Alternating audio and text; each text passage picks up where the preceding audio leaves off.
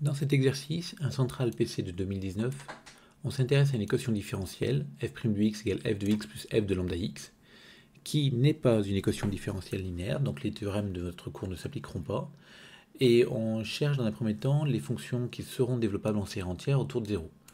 Alors, j'en ai pas parlé, mais le lambda, c'est un élément de moins 1, 1 ouvert. Donc pour répondre à cette question, on va raisonner par analyse synthèse, en supposant qu'il existe une fonction solution de l'équation développable en série entière sur moins RR, donc on donne la forme de son développement. Et dans ce cas-là, f sera de classe C infini sur moins RR parce qu'elle est développable en série entière sur cet intervalle-là. Et on connaît l'expression de la dérivée, on va dériver terme à terme. Ensuite, quand on veut calculer f de lambda x, comme cette expression-là est valable pour tout x dans moins RR, et que lambda est dans moins 1, si je prends x dans moins RR, lambda x sera encore un élément de moins RR. Pour le prouver facilement, il suffit de prendre le module.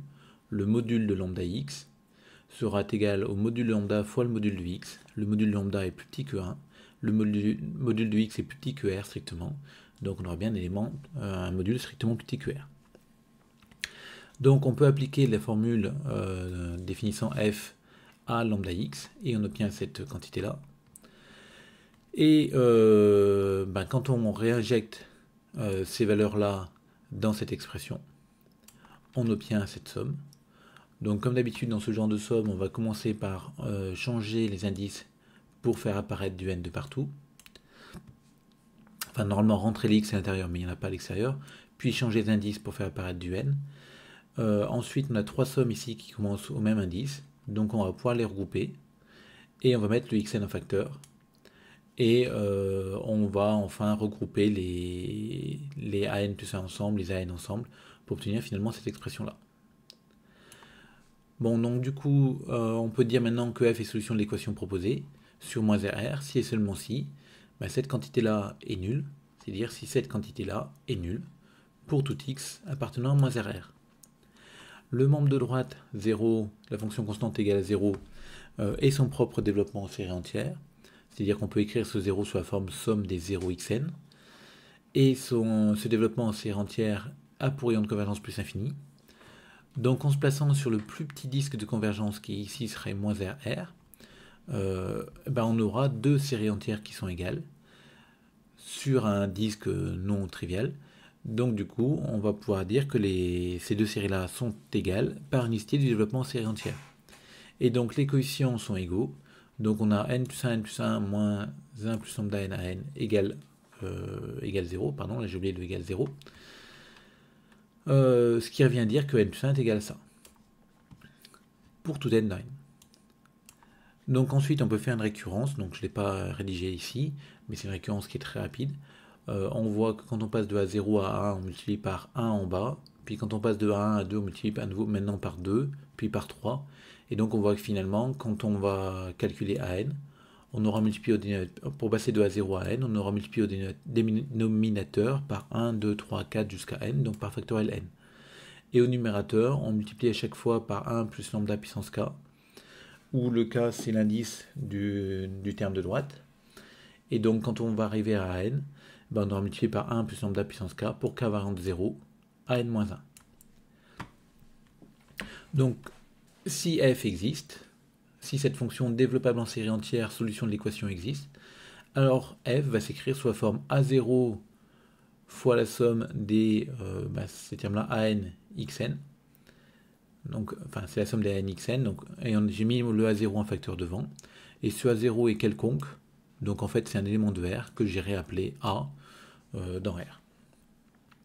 Donc, réciproquement, maintenant, si on suppose que f s'écrit sous cette forme-là, est-ce qu'elle est solution de l'équation? Est-ce que son rayon de convergence est bien strictement positif? Il y a un premier cas qui est très rapide.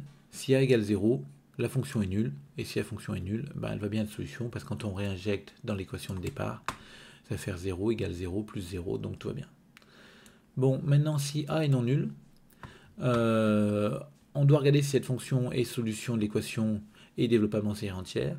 Et on se rend compte que les calculs faits dans l'analyse nous permettront d'affirmer, à partir du moment où le rayon de convergence est strictement positif, que ma fonction est bien solution. Là aussi, il y a une faute de frappe. Donc on va regarder le rayon de convergence de cette série entière, donc oublions le A, enfin ou laissons-le en haut et en bas à la limite. Il est non nul, on va prendre un x non nul, et on va poser un égale cette quantité-là. Cette quantité-là est non nulle, je vous rappelle que lambda c'est un élément de moins 1, 1 ouvert, donc lambda puissance k est toujours différent de moins 1. On peut donc appliquer le critère d'Alembert, calculer le quotient un plus 1 sur un. Donc comme il n'y a que des produits en haut et en bas, ça va bien se simplifier. Il va me rester au numérateur 1 plus lambda puissance n, et au dénominateur n plus 1, le a ici étant trop. Et donc ça va tendre vers 0, fois x, pardon, fois la valeur absolue de x, mais ça va tendre vers 0, parce que c'est le n plus 1 qui tend vers l'infini, au numérateur c'est borné. Donc ça tend vers 0, ce qui nous assure la convergence de cette série entière pour tout x appartenant à R étoile. Donc la série entière que l'on a considérée a pour rayon de convergence plus infini, et les calculs de l'analyse permettent de justifier que f est solution de l'équation proposée. Donc les solutions de l'équation proposée développable en série entière sont les fonctions qui s'écrivent sous cette forme-là, où a est un réel. Et bien sûr, on a vu que ce développement en série entière était valable sur R tout entier. Donc dans une deuxième question, on vous demande est-ce qu'il y a d'autres solutions, ou est-ce que ce sont les seules. Donc on va supposer qu'il existe une solution de l'équation proposée sur un voisinage moins R de 0. Alors f est dérivable sur moins RR. Donc f' qui va s'écrire sous la forme x associe f de x plus f de lambda x, vu l'écriture qui est donnée ici, va aussi être dérivable par opération sur les fonctions dérivables, ou comme somme et composée de fonctions dérivables. Alors attention, ici on a aussi besoin de vérifier que lambda x est bien dans moins RR, mais c'est pour la même raison que plus haut, parce que x est dans moins RR et lambda est dans moins A1. Donc f est deux fois dérivable. Et quand on recommence, comme f est deux fois dérivable, f' va être deux fois dérivable, donc f sera trois fois dérivable. Et on peut soit itérer ce raisonnement, ce qui n'est pas forcément très propre, soit faire une récurrence, mais on va obtenir que f va être de classe C infinie sur moins RR, en itérant finalement ce qu'on vient de faire dans les deux, pour les deux premières valeurs. Donc, on va maintenant poser g égale cette fonction-là. On a pour tout x dans moins RR, f' de x égale f de x plus g de x. F et g sont C infini. Donc j'ai le droit de dériver n fois cette inégalité, où n est un entier. Et on obtient à gauche la dérivée n plus unième. Ici, par linéarité de la dérivation, j'obtiens la dérivée énième de f en x plus la dérivée énième de g en x. Et la dérivée énième de g en x, chaque fois que je dérive g, il y a un lambda qui va sortir devant. Donc ça va être lambda puissance n fois la dérivée énième de f en lambda x. Si j'applique en x égale 0, j'obtiens fn plus 1 de 0 égale 1 plus lambda puissance n fn de 0. Et du coup, par récurrence immédiate, on va obtenir que la dérivée n plus unième de f en 0, c'est le produit des 1 plus lambda k fois f de 0. Alors maintenant, on va essayer de démontrer que f de x va être la somme de sa série de Taylor, donc la série de Taylor qu'on a déjà calculée au préalable. Et pour faire ça, on va essayer de majorer l'intégrale ici qui apparaît, donc le reste sous forme intégrale.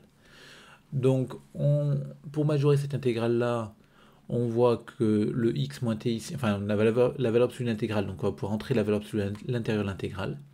Je laisse la valeur absolue à l'extérieur parce que rien ne me dit que x est supérieur ou inférieur à 0. Ensuite, la valeur absolue qui est là, je la majore parce que l'écart entre x et t est au plus égal à la valeur absolue de x, donc c'est atteint pour t égale 0. Et j'ai besoin finalement de majorer maintenant la dérivée n plus unième de f en t. Donc pour majorer cette valeur absolue, je remarque déjà que fn, alors j'ai fixé un a appartenant à moins RR. Donc sur moins AA, ma fonction fn va être continue, donc elle est bornée, ce qui m'assure que cette quantité à norme infinie de fn existe. Ensuite, j'ai ma relation entre fn plus 1 et fn, qui est donnée ici. Et finalement, dans cette relation-là, on voit que si on calcule fn plus 1 de x en valeur absolue, ça va être plus petit que la somme des deux valeurs absolues ici. Là d'ailleurs j'aurais dû mettre une valeur absolue autour du lambda. Et fn plus 1 de x en valeur absolue, c'est plus petit que fn infini. Fn de lambda x en valeur absolue, c'est plus petit que fn infini pour les mêmes raisons, parce que lambda x est encore dans moins a. Et donc du coup, c'est plus petit finalement que 1 plus lambda en valeur absolue puissance n fois la norme infinie de fn. Et comme lambda est compris entre moins 1 et 1, ça va être plus petit finalement que 2 fois la norme infinie de fn. Donc on voit que la norme infinie de fn plus 1 est majorée par 2 fois la norme infinie de fn, et une récurrence immédiate va nous donner que la norme infinie de fn est plus petit que 2 puissance n fois la norme infinie de f dérivée 0 fois, c'est-à-dire la norme infinie de f. Et du coup, à l'intérieur de mon intégrale, ce fn plus 1 de t, je pourrais le majorer par la norme infinie de fn plus 1, qui elle-même est plus petite que 2 puissance n plus 1 fois la norme infinie de f. Vous voyez, l'intérêt, c'est que cette norme infinie de f, ça va être une constante, qui ne dépend pas de n, donc c'est plutôt pratique. Et quand je regarde ce que j'ai à l'intérieur de l'intégrale maintenant, j'ai que des constantes. Et donc, ça va être la valeur intégrale, ça va être la longueur de l'intervalle d'intégration fois la constante. Et comme je passe en valeur absolue, j'ai une valeur absolue x qui va apparaître.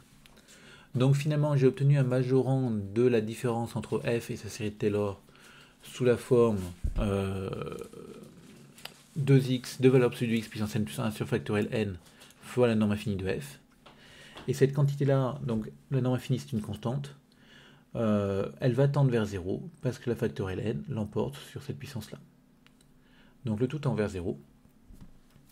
Et le théorème des gendarmes me dit donc que la limite de cette quantité-là est nulle, c'est-à-dire la limite de la somme partielle est égale à f de x. Je viens d'obtenir que la série des fn de 0 sur factoriel n xn converge et vaut f de x pour tout x appartenant à moins a. Et ça me dit que f est développable en série entière, au moins sur moins a, et ceci étant valable pour tout a appartenant à moins rr, au moins sur moins rr.